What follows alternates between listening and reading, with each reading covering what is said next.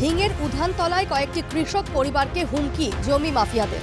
উধানতলার বাসিন্দা বিল্লাল উদ্দিন, সিরাজুল ইসলাম এবং এমদাদুল ইসলামকে ভিটেমাটি ছেড়ে চলে যাওয়ার জন্য মাফিয়ারা হুমকি দেয় বলে অভিযোগ।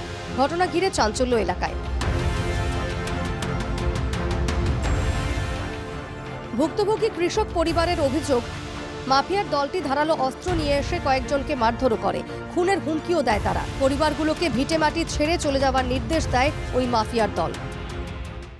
মাটি বাড়ি লই আগত একটা কেসকাল আছিল, তার পিছত তারা কৈ আছে দাও লাঠি লৈ মানুহ আহিছে ঘৰত। আহি তাৰ পিছত কৈছে তহঁতৰ মুঠা মানুহ কৈ।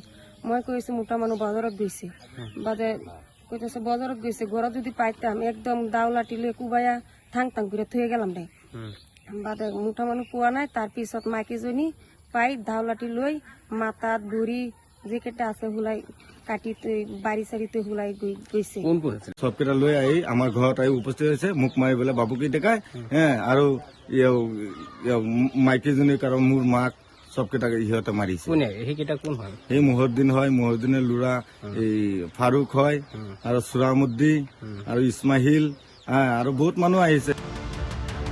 যে জমি দখলের জন্য মারপিট, এমনকি প্রাণনাশের হুমকি দেওয়া হয়, সেই জমি মেয়াদি পাট্টার। গরিব কৃষকের 2.5 বিঘা পাট্টার জমি দখলের উদ্দেশ্যে আক্রমণ চালানো হয় বলে অভিযোগ। মেধি পট্টা মাটি লৈ এতিয়া সিহঁতৰ বাপে আৰু আমাৰ বাপেকে একেলগত মাটি লৈছিলে 5 বিঘা। এতিয়া সিহঁতৰ 2.5 বিঘা সিহঁতে খাই আছে, আমি দুখীয়া মানুহ, আমাৰ 2.5 বিঘা আমি খাই আছো। আমাৰ বাপেকে 60-70 বছৰ খাই মৰি গ'ল, এতিয়া আমাৰো 30-40 বছৰ বয়স হৈ গ'ল, এই মাটি খাই আছো।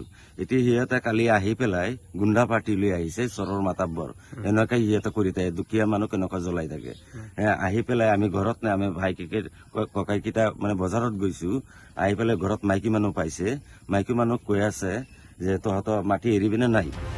ভুক্তভোগী পরিবারগুলো ডুমডুমিয়া ফাঁড়িতে অভিযোগ দায়ের করেছে, তবে পুলিশ কোনো পদক্ষেপ নেয়নি বলে অভিযোগ। আতঙ্কিত কৃষক পরিবারগুলো মুখ্যমন্ত্রী হিমন্ত বিশ্ব শর্মার সাহায্যের আবেদন জানিয়েছেন। Bureau report, NKTV Bangla.